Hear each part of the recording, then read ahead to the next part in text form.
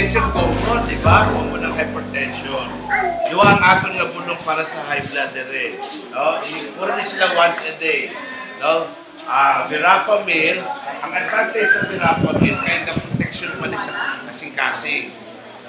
No? May protection sa kasing-kasing. Ang isa naman, lisinopril, blue, or is the blue one? Ano yun, lisinopril, no? Wapo ni siya kay once a day, no? Although 10 milligrams, pwede ito prihol kung taas. Ang advantage naman sila, ka-protection ni sa kidneys. Ang verapamil, ka-protection high blood, ka-protection na niya ang heart. Kung ang high blood nun, kag may heart disease, muna maihatag. Kung high blood nun na may kidney problem, muna maihatag. Ang blue, ang tumulo.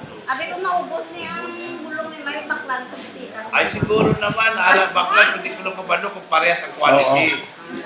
Halimbawa, Internet eh.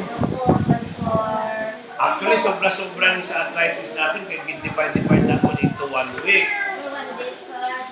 Pero kung mag-stock use, ako dugay ng 3 days, inumanan sila. Pag may mabilin, itago. Once a day.